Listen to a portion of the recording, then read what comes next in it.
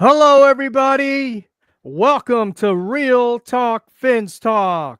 I'm your host, Steve Malloy, and joining me tonight, my special guest from the Fins Faith Podcast, George. How you doing, George? Hey, Steve, thanks for having me on, man. I've been waiting to come on your show. I've had you on a couple of times, so happy to be joining you this evening.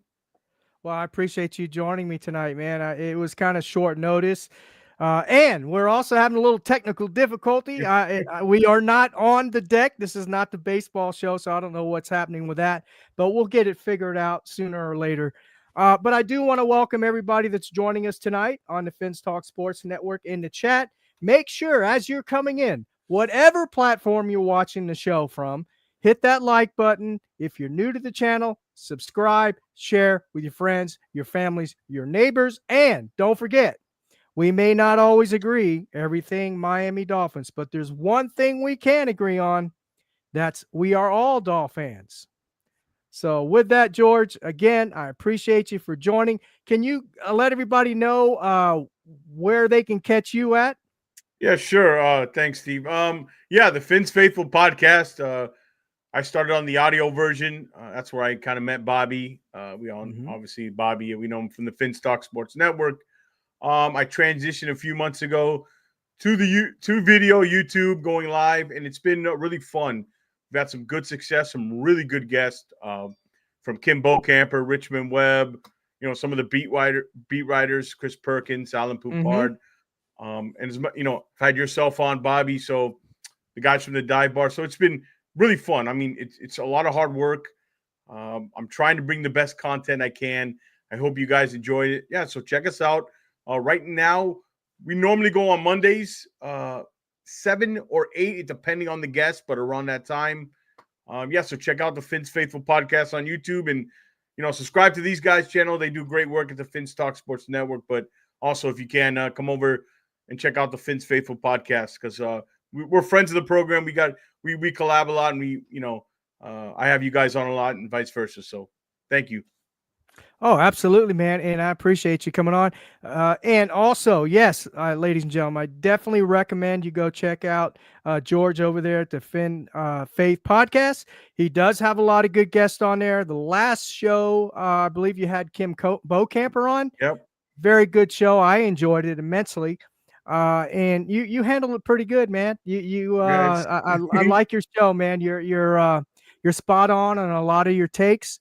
No, I don't necessarily agree on everything, but Yeah. you keep it real, and that's what I like about your Finn's Faith Yeah. podcast, brother. Yeah. We won't agree. If we agreed on everything, it'd be boring. Uh, Absolutely, I absolutely. Go ahead. No, you go ahead. What are we I gonna said say? I just my style is I keep it objective and honest. I've been a fan of this team for 30 years, and unfortunately, it's been kind of the same that we're seeing now. It's been rough, but yeah, I love the team.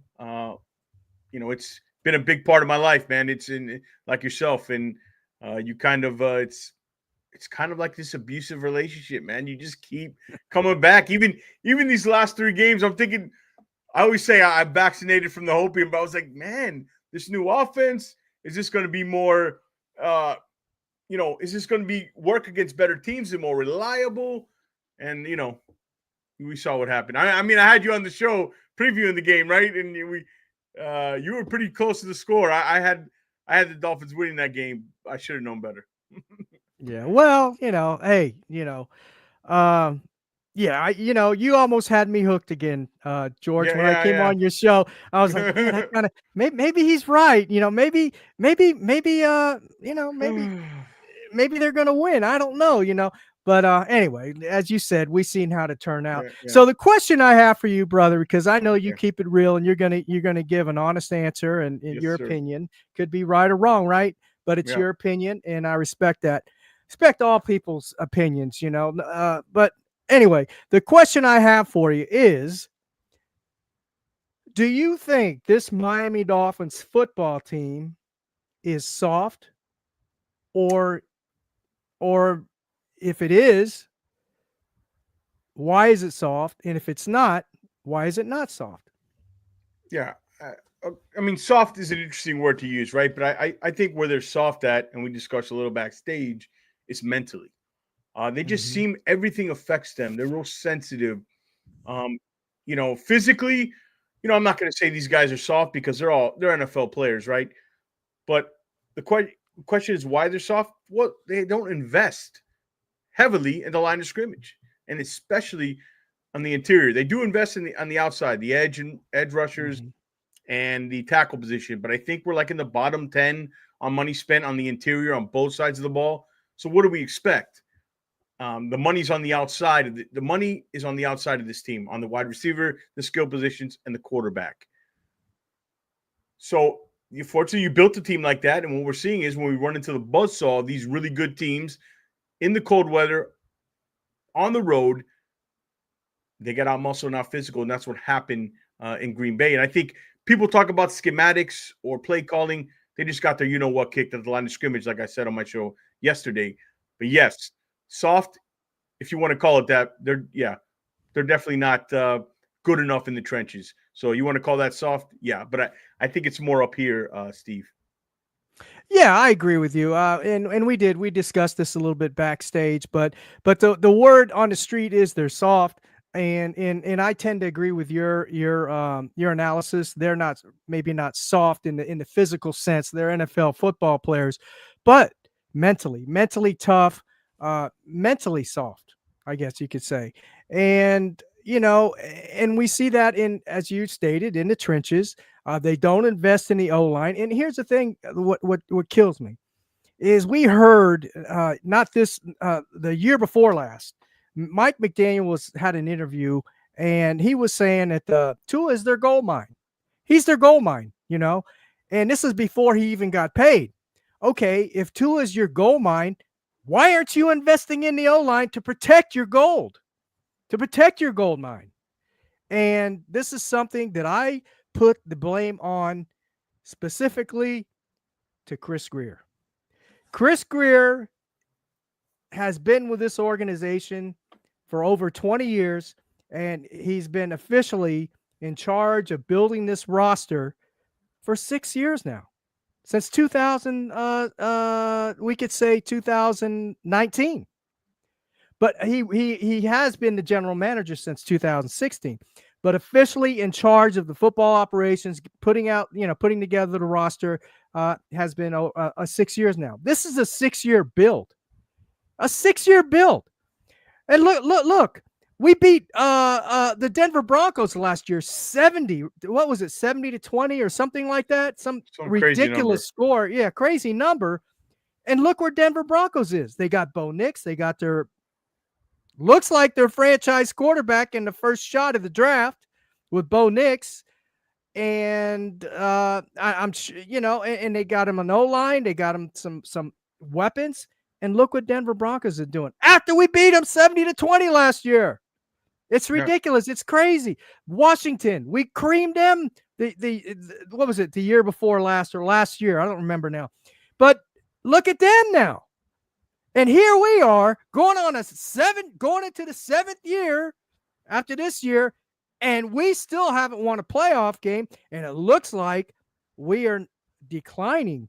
We've went from young to old, from really good offense to, in the beginning of the year, to a bad offense, probably the worst in the NFL. Now we're starting to pick up a little steam again. I think we're in the mid, maybe in the mid range there a little bit, maybe 10, 12, something like that.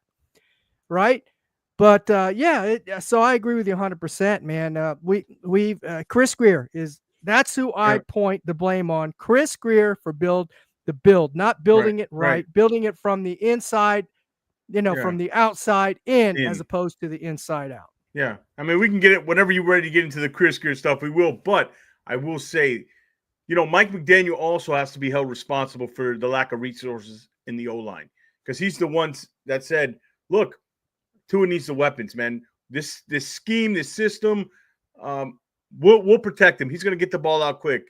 Tua said it. McDaniel said it. So even though I'm not a Greer fan, I think McDaniel carries some blame here for the offensive line. And you mentioned, kind of this whole team, Chris Greer took over 6 years ago. let me ask you this, Steve. I'm going to throw a question at you. Sure. What has changed, right? It's he tore down an 8 to 10 win team and he built up a fancier 8 to 10 win team. It's just got more sparkles on the shirt, more glitter, but the end result is the same problems that we've had for a quarter century: roster building, roster construction, and draft picks. You mentioned those teams, the Washington Redskins. I'm going to slow down on the Denver Broncos, but the Redskins in particular, one draft, when you do it right and you have conviction and you get the right player, can change the fate. And I like their GM. They brought him, Adam Peters. He came from San Fran. Yeah. Again, that's the issue. It's getting the guy to make the right decisions. What do we have a GM for if all he's doing is, okay, Coach McDaniel, Coach Flores, what do you like? You want this player? I'll go get him. You want this receiver? I'll trade our draft picks. And Mr. Ross, open your checkbook. Draft picks, and we'll talk about it. I've always said this. It's not always who you pick. It's who you don't pick. And I think we hit a lot of doubles, but name me the last home run pick. And you need a couple home runs. You need a couple guys who are potentially going to put on a gold jacket if you want to be a team that's looking at a Super Bowl. Yeah, 100%. And I want to thank everybody for coming into the chat tonight. Yes. I appreciate y'all. Hello, everybody. Please hit that like button. If you're new to the channel, please hit that bell, that little bell down there, that subscribe button. Once you're done doing that, share with your friends, your families, and your neighbors. Really appreciate it. I see Clown Prince 21 is in here. I appreciate you. Frederick is in here. My buddy Frederick. I appreciate you for joining tonight, brother. And Raphael, my brother Raphael is in here. I appreciate you for joining, brother. And so let's see. He said, Clown Prince, Raphael, Fred, how you guys doing? Yep. In my humble opinion, if I'm the opposing team, there's nobody on the defense side that I'm game planning for aside from Jalen Ramsey. Yeah, that's a good point. And I'll go over that real quick, George, before we get into the rest of our discussion. But I can't remember who made a good point. I was listening to somebody and they made a good point about Aaron Donald, right? Oh, it was Weinstead. Weinstead was on the Out to Pasture podcast with Kim Bokamper and Joe Rose. I watched that. And they had Dave Weinstead on there, and I learned a lot of stuff from that podcast. You might want to go catch that podcast, guys. It's a really good one with Kim Bokamper and Joe Rose. Very good podcast. But anyway, they had Weinstead on there, and they were talking about Aaron Donald, and they said when they drafted Aaron Donald, Weinstead told Aaron Donald at the time, he said, he was a rookie at the time. He said, well, we're going to put you, you're not going to be a starter. We're just going to kind of, sit you and give you a red-shirted year in the NFL where you just sit behind the experienced, veteran and all that. And then once you, progress and develop, then we're going to have, we'll go ahead and start you maybe the following year. Right. He said that first day in camp, when they were in camp, he said Aaron Donald was throwing everybody all over the field, man. All the linemen, they could not stop him. They could not stop him. And that's the kind of draft choice that you want to get on that defensive line, because guess what? Offensive coordinators do have to plan for an Aaron Donald. So yeah, I agree with you 100% on that. Clown Prince 21. Appreciate the comment, brother. Appreciate the comment. So George, to continue with our conversation, let me ask you this, and before we do that, let me bring you some the records up of the previous coaches before we talk about Mike McDaniel. Okay, because this is going to surprise a lot of folks, I think. You brought some ammo with you. I try to bring some ammo. Let's see if I can find it here. All right. So these are they're going to be, this is coaches with the last 45 games, right? They played 45 games. Dolphin coaches, right? Dolphin coaches. Okay. I lost it. Hold on. Let me find it again. I got slippery fingers. Okay. They're pretty, yeah. Flores had 48 games, right? Okay. He was 24 in 24. Had an average horrible roster. And this is going going all the way back to week 2 of the stripped down 2019 team, right? Tony Sperano, again, 48 games as a head coach, 25 and 23. Adam Gase, 48 games, 23 and 25. Joe Philbin, 48 games, 23, 25. Mike McDaniel, first 48 games as a head coach with a roster better than any one of those rosters. Most talented, right? What was it last year? We're the most talented roster in football on paper, right? 25 and 23. It's crazy how similar it is, huh? Isn't But it crazy? Steve, that goes to my point. You built, it's the same thing, just fancier, just different. The money's allocated at different places, but it's the same thing. They built the roster the wrong way. And it's, what are the constants there? The one constant is Chris Greer. I mean, the owner, look, you can't get rid of the owner. The owner's the owner, right? And people have different opinions of whether he's a problem or not. I think the guy wants to win, but it's just I come back again. I hate to bring it up the Florida Panthers. I always do, but look what a GM did. It's just the culture in that scouting department in that building needs to be wiped out more than looking for a franchise quarterback, more than looking for a franchise tackle. You need to find your Howie Roseman, your Bill Zito, like the Panthers have got. Every team's going to have talent. It's pretty close. What separates it is the front offices and the coaching staff. And that is where we lack. You can look at all the acquisitions on the field we have, but it's built the wrong way. There's a ceiling. There's a ceiling at the quarterback position. There's a ceiling in the head coach, and there's a ceiling in the GM. And I think the Green Bay game finally said, okay, I think we might have hit the ceiling with this kind of roster as the approach and the roster we have now. Now, we'll talk more about McDaniel and Greer and all that, but that's kind of my point. We're on a Ferris wheel here, the same thing, just different. Just you made a different meal, a high-class meal. It's prettier. That's all it is. Yeah, I agree. And it's going to continue to, and you mentioned the Ferris wheel, it's going to continue to be that way. And the only way that it's going to change, George, in my opinion, is you can see it right down there. It says fire Greer ASAP right at the bottom of my, the under my name there, Steve Malloy, right? And and you know how it's going to be done? We as Dolphins fans, right? We as the consumers of merch, of season tickets, watching games on TV, going to the games, traveling to the games, we are the ones that are going to have to voice it, our opinions. We are the ones that are going to have a voice in this and change the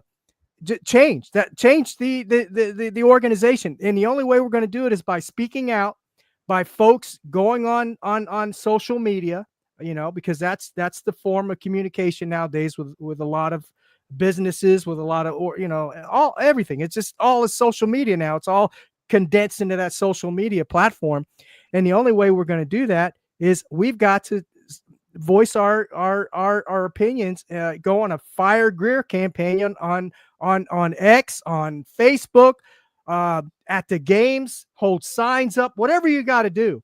And that's the only way. Don't go to the games.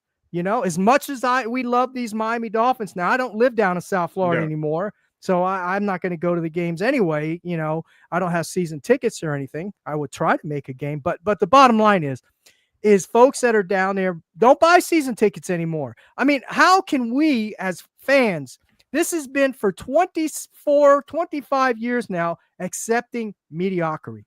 And I know there's some fans out there, they love it. Oh, he's taking us to the playoffs for 2 years and, or 2 years in a row now. Yeah. Is that the standard we're setting for this team? Is that the standard we're setting for this team? Just making it and barely making it into the playoffs? Is that the standard? Yeah, it's almost, you wonder though, when this team was like, look, this team currently constructed right now they're good enough to get 9-10 wins. I mean, if they stay healthy and kind of scratch their way into the playoffs, they can stay relevant. And when the offense was fun, I think Ross, in some way, he wants to win, but he was okay with being relevant, being talked about, having the big offense, and, backdooring into the playoffs. I think he was okay with that. But now it's interesting is they're not in a fun team anymore. They're not exciting in the offense. Mm-mm. And now this becomes a problem, right? And I think, let's not underestimate Ross. He's made a tremendous money in business decisions with this organization. I mean, look what he just did by selling a part of the team. He basically sold the team that small, 10% it was, and got back what he originally bought the team. He got his money back. Yeah, he got his money back. Yeah. Everything is icing on the cake now. So that's what's interesting to me. I have a tough time. Greer has so many lives, right? You wonder how he stuck around. I do think, look, there seems to be, Greer and McDaniel seem to be on the same page. There seems to be some harmony there. I know. Don't talk about the Shaq Barrett stuff. Good. But there seems to be, right? And Garfinkel's in a spot, again, on the football side where he's comfortable. He's doing more on the football side than the fans really know. And he likes people like Greer. Ross is comfortable with Greer. Ross is over 80 years old now. He doesn't want to start this all over again.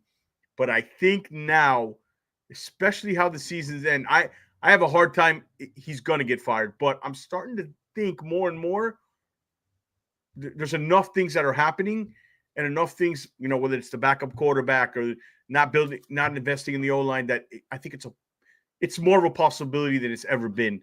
Because if he doesn't get fired this year, it's going to be the next year after that. But go ahead on your point there. No. And yeah, I see your point. But here's the thing. I think we can make a difference as fans. I really do. I think we can make a big difference. We've got to just make the noise, man.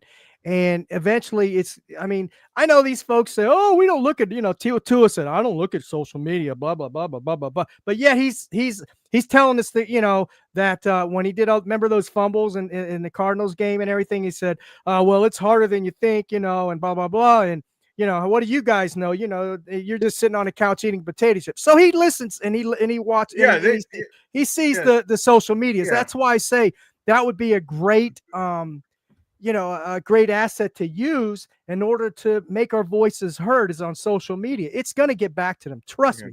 They got a media department. Look at all the hype videos they put on Twitter. Yeah, it does get back to them. We talked on the top of the show about mental toughness, they're real sensitive, this team. And I think McDaniel kind of psychs everything out. The wish it was colder, all this stuff. He talks about narratives a little too much. And they get to the game and he freezes up and I don't know, choke is the right word. Literally freezes up. Yeah, literally. And so they definitely hear the stuff. I know everybody says Tua doesn't hear anything. Well, the media department, they let him know before he walks in. As soon as not just Tua. Yeah, everybody. Everybody though. Well, those other guys, Tyreek knows what's going on. Tyreek's, but I'm saying Tua's, the word on the street is Tua he really doesn't have any of that stuff, social media, or doesn't look at it. But, he walks in the building and the PR people, they tell him, well, hey, this is what you're expecting, right? And it's just the whole team too sensitive, man. This is not a sport for the weak. And you mentioned at the top of the show, soft. That's where I see this team the most soft, Mm-hmm. All right. So Cap for life, yeah. What's up, Cap buddy? for life. I see you had Bo Camper. Yeah. I had Bo Camper on Cap last night. It's on the Finn's Faithful Podcast YouTube page. Great show. And Cap Report. I call him Cap Report. Well, actually, Pete. Cap, Pete's takes called him Cap Report. Yeah, Cap, you got to come in my chats, man. I haven't seen you in there, brother. Yeah, Cap. Only when Cap I'm not gets doing everywhere. Live. Yeah. He gets around, man. Yeah. He's a friend of all the Dolphins. Yeah, he's always there. He's a big part of the community. Yeah, for sure. But getting back on track. All right, so we know who the blame is. I mean, there's no doubt blame is on Greer. He's a scumbag. That's just my opinion. He is. You know, Yeah, he sits he's there and he smart. He's stands smart. up and Yeah. he smiles and smirks, you know, with his arrogant little disposition, and says, you guys are more worried about the O line than we are." Well, your freaking O line just got exposed last week, and every time it plays a good team, it gets exposed. And Okay, Greer. and there's a right Jeez. tackle named Zach Tom that you took Channing Tindall over him. Absolutely. Where's he? Where's Channing Tindall? I haven't heard from him in ages. But anyway, oh, by the way, Cam Smith is put on injured Yeah, reserve. I'm Yeah, okay Cam with that. Smith Yeah, is put on injured. Yeah, he was yeah. worthless anyway. Another Greer Another miss. bad pick. Another bad pick. And they also they put someone they brought somebody off the practice squad onto the active roster. I forgot his name. It's a nobody, so I'm not even going to name him. But anyway, yeah. So getting back to on track here.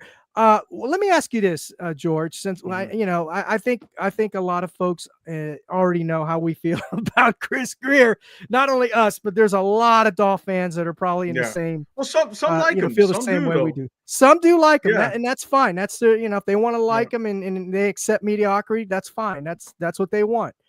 Let me ask you this: what's your take on Mike McDaniel as a Okay. head coach? Whew.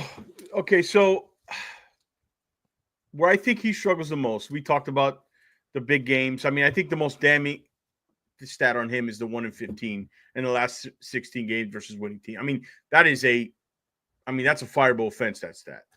Mm-hmm. Situationally, again, time after time in the game, I don't know what he's thinking.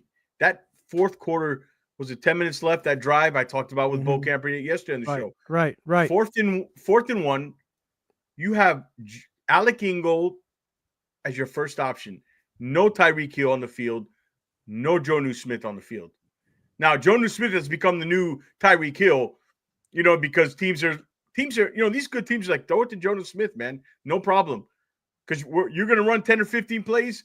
You're going to make a mistake and we're going to counter. The bad teams, they can do that against. Mm-hmm. But the good teams are fine with that. By the way, I think they also have a problem. McDaniel is his adjustments and the ability of finding a happy medium in the offense. All of a sudden, we went from the greatest show on turf, which I think I do like this ball control offense. I mentioned yesterday, I think it's more reliable. Right. But it can't, again, now Tua's programmed to only do that. It seems like we can't do both things. Like, things will open up. You hit it to Jordan. You can't tell me Tyreek Hill and Jalen Water are not getting open some point downfield. Right, you got to hit those. But it seems like where's Jonnu? Where's A-Chain in the flat? You know what I mean? He's not even looking downfield anymore now. So the adjustments in game, the discipline of the team. Again, 10 penalties yesterday. And you know, there's a bigger question. Does he still have the locker room?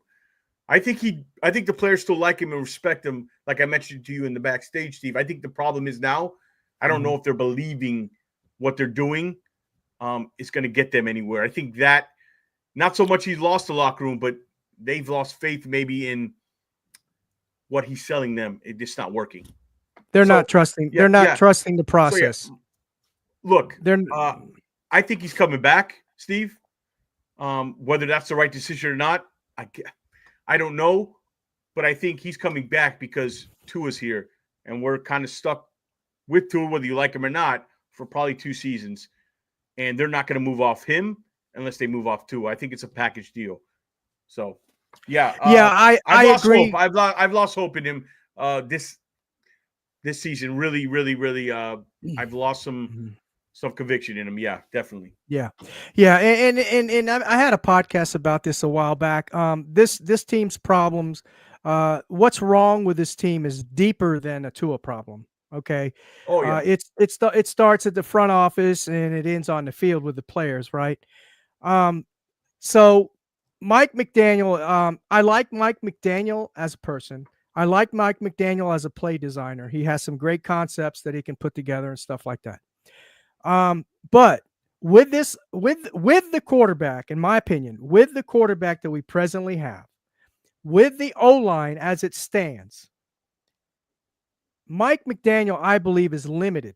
I think he's limited in what he can do, how he can open his playbook up and pick plays at specific times, and like you said, 4th and Yeah. 1 and 3rd and Yeah. 1 and things like that. Well, if we had a freaking halfway decent offensive line that was physical, right, and we could run inside the numbers, we're good at running outside the numbers, right? We got speedy running backs. They're all duplicates, really, of each other. We don't have a big Chris Brooks. Oh, If yeah. we even had a Chris Brooks, they don't have to be a Derrick Henry, just a big back, physical, runs violent, Chris Brooks kind of back, right? Because we see Achane, he finds a little, he finds the cracks in the offensive line, even though there's no blocking, but he's so quick and he does have a little power to him for his size. He can burst through them, and he's shifty, and he's good, right? Same with Mostert. He's good at, has good vision. He sees a little seam and he can burst through there. Now, the one it has a problem is Jalen Wright. He's fast, but he's kind of a one-cut guy. He doesn't have that shiftiness as the other two running backs, right? So if we had a guy like a Chris Brooks back there, we could probably be doing a little better by running in the inside, even with Chris Brooks. He's not a superstar, but he's got the power. He's a straight runner, and he runs violent, and he's going to get you that 1 or 2 yards, even if the line isn't blocking 100%, right? So that's what we're missing, is that O-line, a nice big back. If we could get that, if we could just get an O-line that's average or a little above average, maybe have 1 star like an Armstead. Even Armstead's kind of declining. Yeah. He's beat up. He's an older guy. He's getting beat up. This last game wasn't a very good game for him. No, it but wasn't. my bottom line is, you get somebody that's even under an Armstead, maybe above average. Not great like Armstead, but above average, and then you have some average and maybe another above average guy and another average guy. That's all you need. You don't need all stars across the whole line, O-line, but you need physicality, and we don't have that. And we need a physical, big running back. What that would do, George, was going back to what you were making comment about. Tyreek can't get open. He's not even looking downfield or anything like that, right? Number one, it would give Tua a little more time to throw the ball, right, and let those plays open up, because what's happening is at the line of scrimmage, the good defenses are physical defenses, right? They're being physical with Tyreek and Waddle, and they're bumping them and throwing that timing off. So Tua can't get that ball, and he doesn't have time because he's getting the ball out in 1.9 or 2.1 seconds or whatever it is. You don't have time to look downfield and throw it, right? But if we had just that little split second more, or if we had a running game where now, instead of having four rushing, 4 guys rushing and 7 in the backfield, right, and the cover 2, and then that cover 2 can morph into anything. But instead of having those 7 back there and the 4 rushing, right, and 5 or 6 of our offensive linemen or in our back or whatever blocking against 4 that are rushing, right? If you can get that inside zone running going, then that pass will open up, because then they're going to have to put more in the box. They're going to have to, put 5 or 6 linemen up front to stop the run that's going inside. That's what's going to open up this offense, and we don't have that, and that's where Mike McDaniel is limited. Okay. I think this goes on to a bigger schematic question here. I think the Dolphins have $50 million invested on the outside receivers. They're by far the number one. Yep. And I mentioned to you earlier, on the interior on both sides, they're in the bottom 10. Is this, this offense was built for Tua to try to get his maximum potential, right? Do you think it's time? And I know you had one question you would ask me about, kind of next year, looking at the roster. I think it's time we take some money off that receiver position, put it in the trenches, because if they're going to play like this ball control stuff anyways, you don't need Tyreek Hill, Jalen Waddle on the outside. It's almost like they're high-paid decoys now. So you're not even utilizing or getting maximum value in your cap, because you're just paying $50 million for decoys to throw to Jonnu Smith. And against the good teams, we said over and over again, they're going to give. They love that you're doing that because they know that the O-line's going to hold or make a penalty. Tua's going to have a bad snap. Julian Hill will fumble the ball, right? You know what I mean? Jalen Water will drop a ball.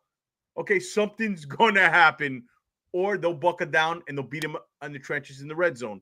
Right. Because they're from 20 to 20, they're okay. You know what I mean? They move the football. But, yeah, I think it's a bigger question, Steve, and maybe I'll ask you this.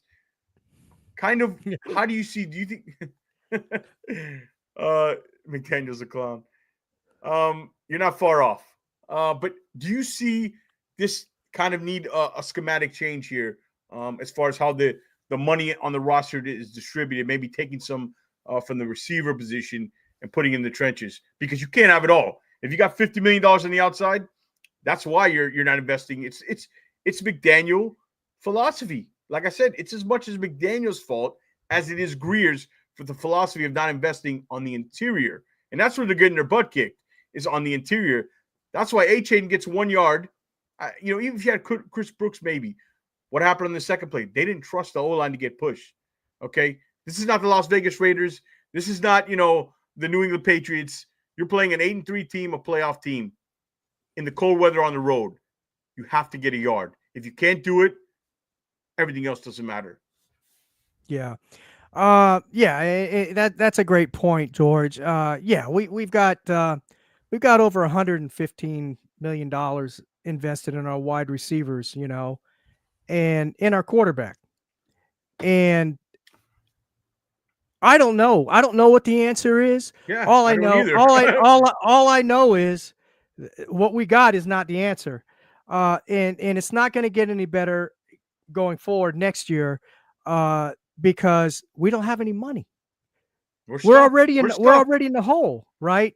So we don't have any money, and in order to develop or to make our defense better, right, in the trenches or O-line, you got to invest money in players, right? And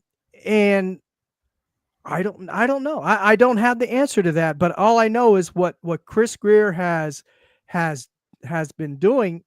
And McDaniel, I put him in blame too. Oh yeah, it's not working. And the first mistake he made was getting Tyreek. Right? Yeah, I think. Getting Tyreek. He gets Tyreek. That changed the whole game plan, I think, for the Miami Dolphins, because the original wide receiver was going to be Cedric Wilson. That was the guy we got. Yeah. Cedric Wilson. Yes. It was going to be Cedric Wilson and Jalen Waddle. Wait, and when McDaniel cut you off, Steve. I think they were also going to draft. They were going to draft the receiver at 29 that year. That pick they traded. Okay. I believe they were going for wide receiver that year. Is he going to be a Tyreek? No, I mean, I don't know. I don't remember that. See, that's what I'm saying. Yeah. You get Tyreek, and now McDaniel said, "Oh my God, I got me a Ferrari, baby." You know what I mean? Now I can do what I need to do, man. I got Tua. We went over 700, plays and on film. I built his confidence up. We're going to work on his strengths. You know what I mean? He can get the ball out real fast. We don't need to invest in an O-line now. Yeah. He can get the ball out fast. Hey, Tua said it himself. Hey, I get the ball out fast, brother. Well, what happens when you can't get the ball out fast, brother? What happens when you're getting pressured, brother? Yeah. Anyway, but here's the thing. That's where it started there, because he said, "Oh, we don't need the O-line." That's where. So I don't mean to cut you off again. So this is again the Grier problem. Cut me off. Cut me off. They're both the problem, because what do we have a GM for? What is it? Somebody's got to go in that. Your GM can't be just a yes man. All right, then just what's the point of him there? So my point is, you got to tell your coach, listen, look, I know you like Skylar Thompson, but he just ain't it. Okay, we got to move off that. That's what your GM does, right? Mm-hmm. The backup quarterback's got to be better. You know what? We need a better guard. I know you like edge rushers, but we need a better guard. We need to build a wall in front of Tua. That's what the GM does, and tells the coach, "Hey, love you, brother, but trust me, Skyler's not the option here, and they don't do that. They didn't do that. So Yeah. to me, it's both their fault, but it falls on the GM because I said no more excuses for him. When we got rid of Flores and we went to McDaniel, it's on him. The show's on him. He can go there and go into Steve Ross's office and says, I just gave him what he wanted. No more of that. And I hope Stephen Ross is finally realizing, saying, look, Chris, it was on you, man. You let him make the decisions. I gave you the keys to the castle, and everything's gonna fall on you. So we'll see. But anyways, I just wanted to get that before I forgot because I wanted to get that point. I'm sorry to cut you off. No, you great points. Great points, George. Yeah, and don't forget, let's not forget McDaniel was the one that tiptoed around Chris Greer's desk, went into Ross's office and said, "We got to pay Tua." Okay. See, I heard the opposite of that. I heard that it was Tua said it. Tua said it. He went up to up on the podium and said it himself. He wanted to thank Mike McDaniel for going to bat for him and all that good stuff, right? Yeah. So, and here's the thing too, a lot of folks don't realize we can get off Tua in 2025 because he's only going to be a $35 million cap hit in 2025.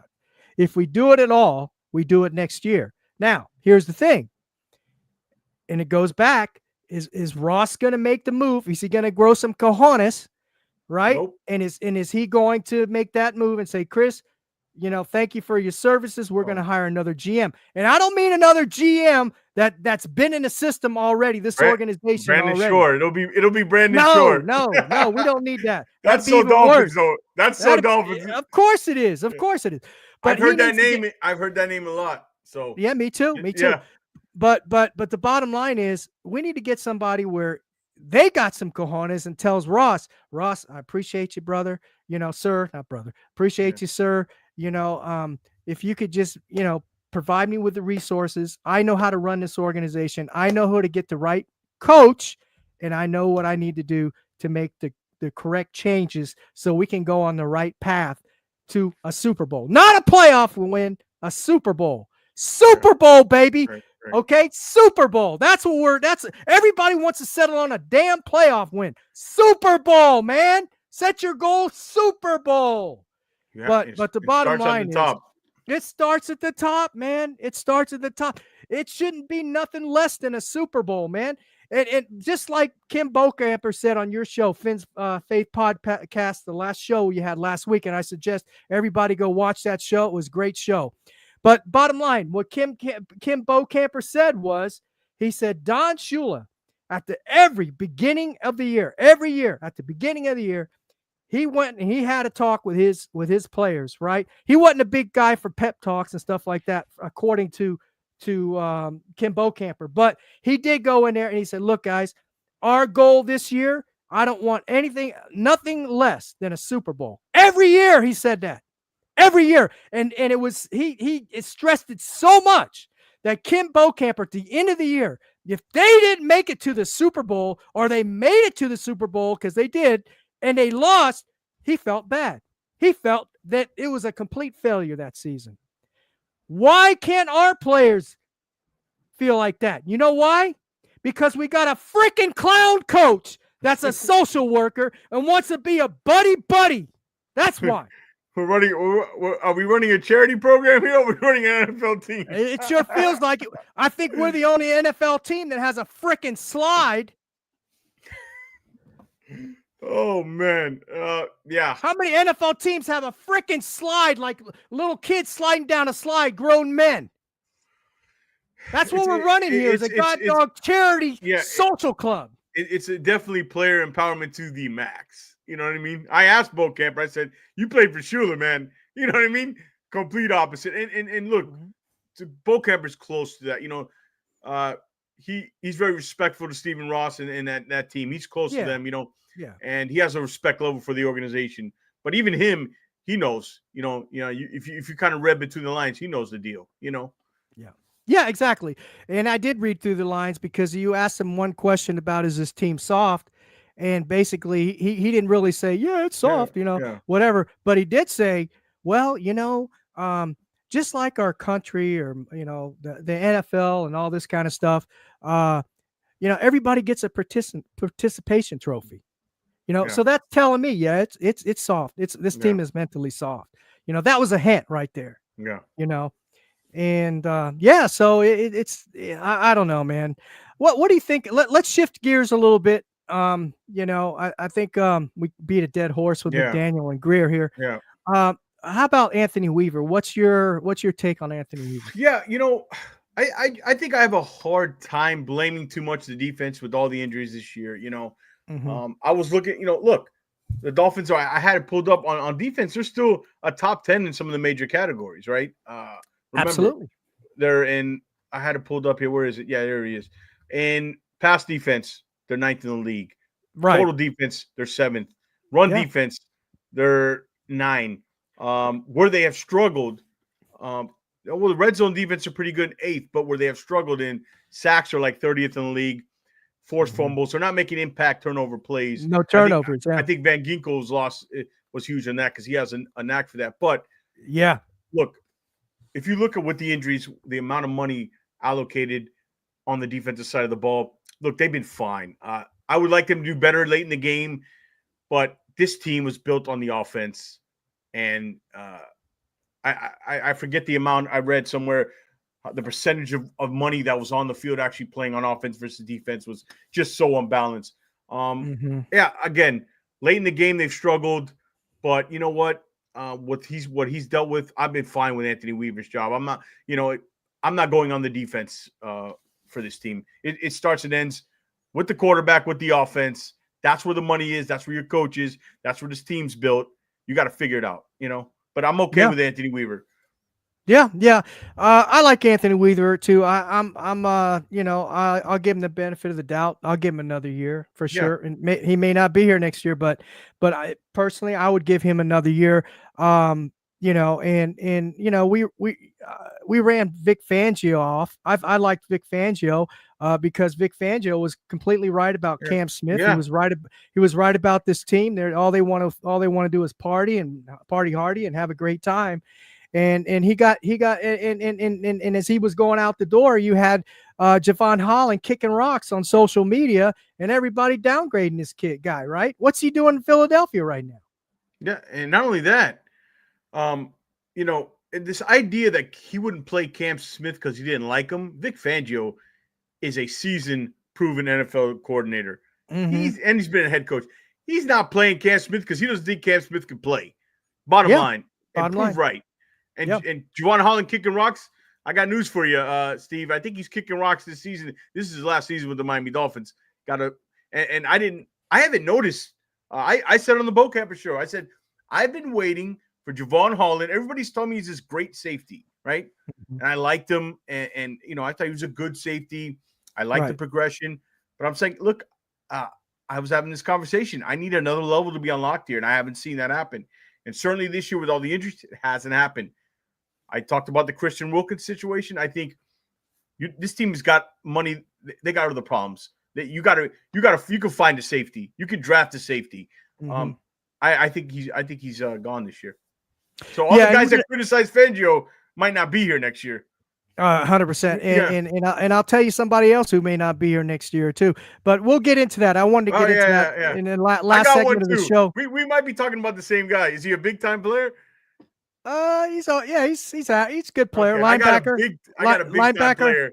I got a big time player. Okay, but anyway, let me mention this real quick, and we can get into that. Which we want. Okay, we'll get right into that. Yeah, good point, Clown Prince. Clown Prince. You might be right, brother. Also, Najee Harris. Yeah, he'd be on. Depending on who comes in here, what happens, but he'd be on top of my free agent list if Pittsburgh lets him go. I like Najee Harris. Anyways. Yeah, me too. Just to make a point here of just how bad this offensive line is. Okay, go for it. All right. The Green Bay Packers only rushed Tua 4 times, the whole game. You mean blitz?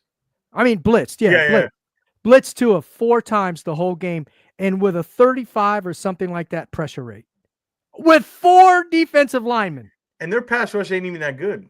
No, I mean, it's not. they're not the most Yeah, stout defensive yeah. line in all of football.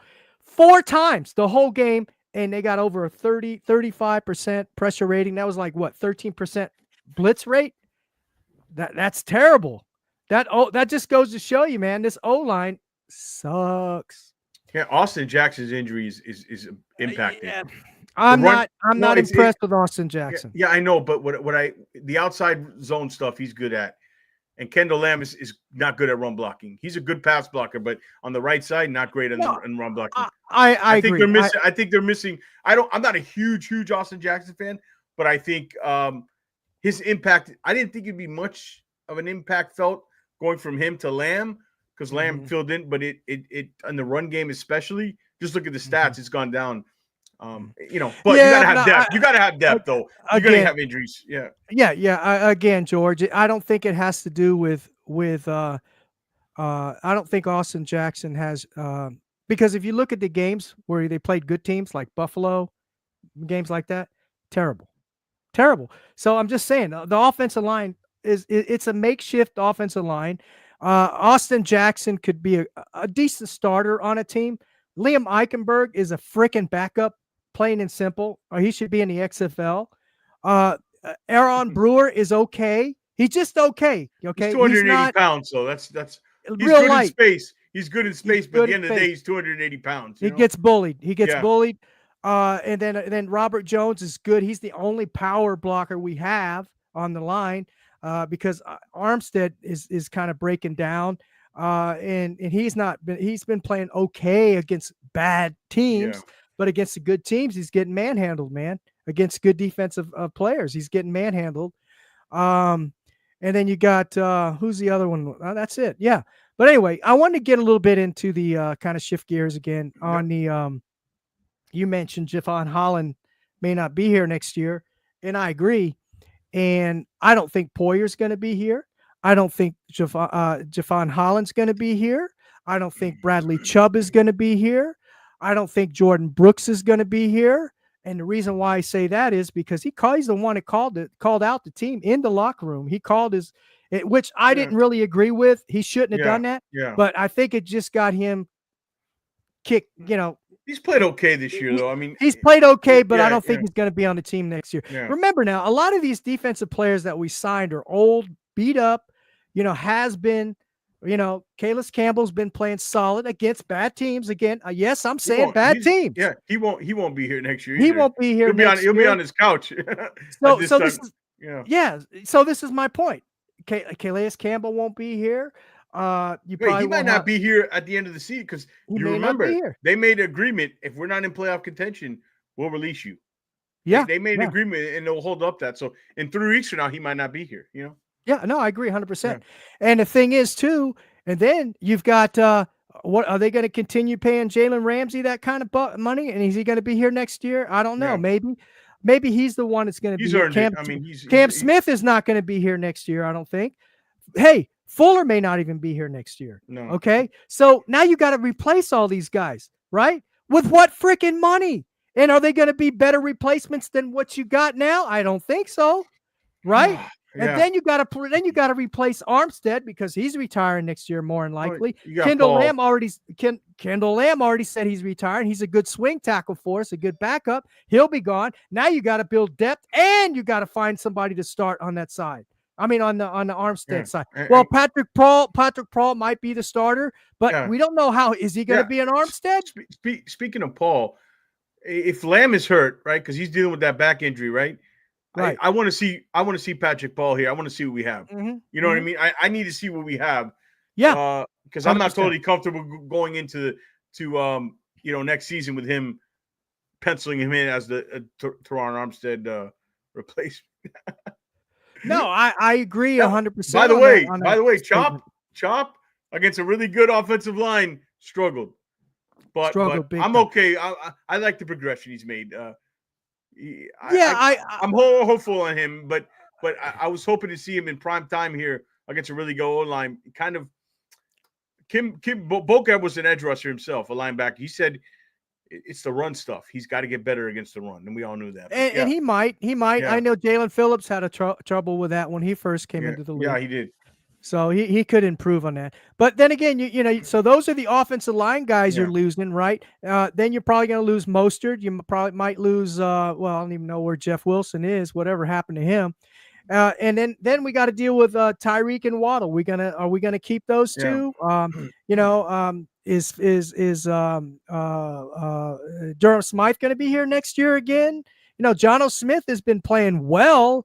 I mean, he's been playing good, but come on, man. Okay. If anybody was watching that Green Bay game, I'll let you get to your point. If anybody's watching that Green Bay game, okay, that game was over before halftime.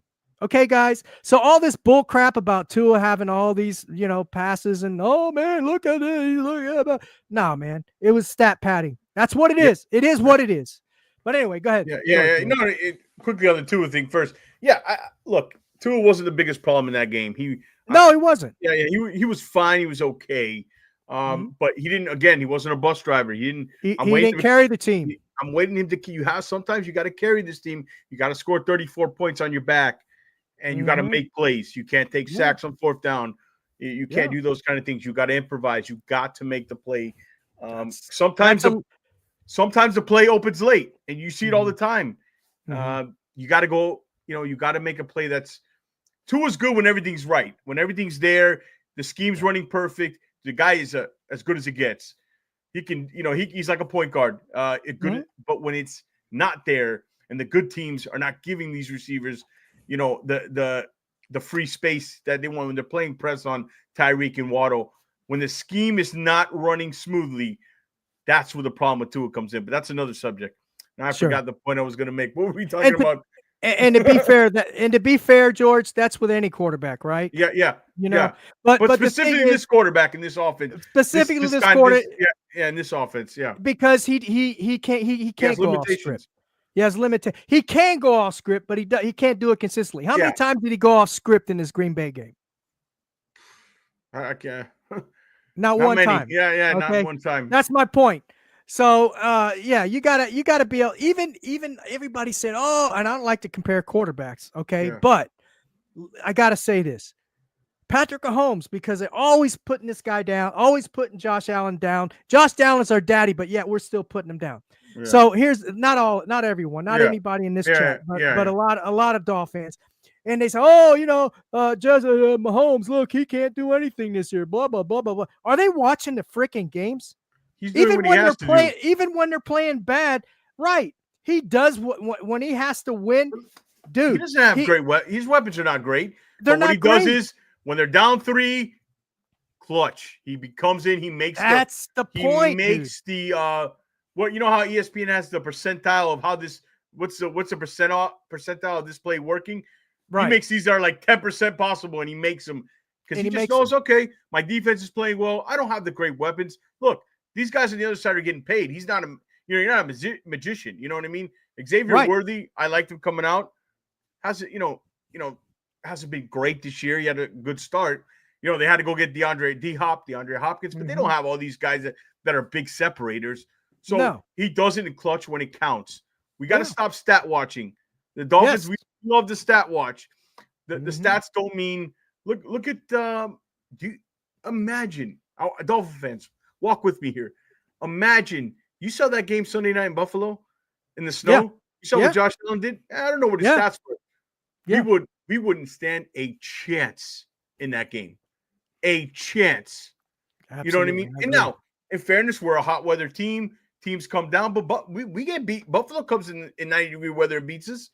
You know, so anyways, it's not always stats. You got to look beyond that. Your eyes, look, I always say this. Go back to what your eyes tell you and your first instinct tells you. You're usually right. And when a player shows you who they are, that's who they are, right? When the team shows you who they are, that's who they are. And I think we know who this team is, right? It's an 8 to 10 ceiling team that maybe gets in the playoff, maybe doesn't. Teams figured out the offense. They adjusted to more of a ball control offense. But I got news for you. All the Jonnu Smith fans, I like Jonnu Smith. But if we look at the end of a game, the stat line is Jonnu Smith's your leading receiver, there's a problem there. Big problem. Especially when you got $50 million invested on the outside, and I'm talking about annually contracts. You built your team like that. To change it, you got to change the whole thing, and it can't be done in midseason. That's an off-season roster construction issue. And if you want to let Chris Greer do it, go. So be it. But and then we haven't even talked about who's going to be the number 2 quarterback, because I know we forget about the injuries, right? And we look at Trevor Lawrence. You saw the hit Trevor Lawrence took, and he had I saw that. He had that fencing motion. Tua gets that fencing motion on just a soft hit. You saw significant that hit and blow that it takes to cause that type of injury and that kind of nerve reaction. So so we're still dealing with that. To be naive and think that Tua's fine and he's going to stay healthy. He's a competitor, man. You can't control the football. You can't control injuries. Right. And the minute you start to do that is when you get injured. Yeah, absolutely, and absolutely. And you saw the hits he was taking in Green Bay. He was fortunate that he came out of that, still standing up, because he took some bad hits. But and is this, and if you're playing good teams like that, that's what's going to happen, especially with this O-line. So, and you're talking about a franchise quarterback, and I'm not even talking about Tua's play, right? Yeah. But how can you call him a franchise quarterback if he can't stay healthy but one time in 5 years? Yeah, I mean, are you going back? You know what I mean? Even in Is that college, that's not a franchise quarterback. Even in college, the ankle issue. Obviously, he had a bunch of stuff. He had concussion in college too. Did you know that? Yeah, Tua's he's a good quarterback, right? But it's going to be hard. I think I've told you how I would handle it. I'd bring him back and treat him like Alex Smith. I draft a young quarterback. Yeah. You have Tua start. Tua can win you games. He's good. You build the right offense, he can win you games. Now the question is the ceiling. How many? I don't trust him to go head to head in Kansas City versus the Chiefs in the first or second round of the playoffs. But he can win you games.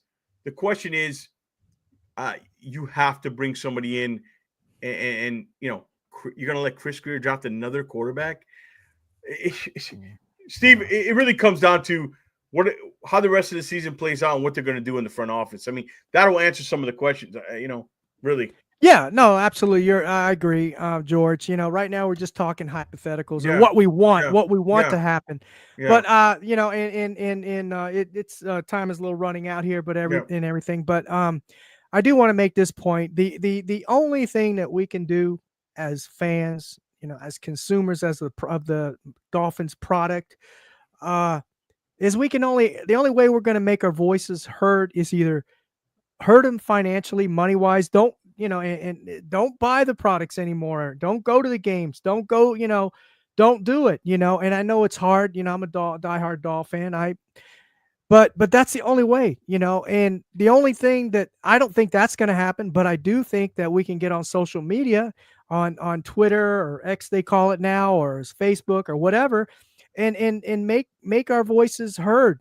Tell these folks how we feel. It'll get back to them. It clearly does. Yeah, it does. It clearly does. You're right, 100%. But George, brother, I want to thank you so much for joining me tonight. It was kind of a rocky start. I got to get this.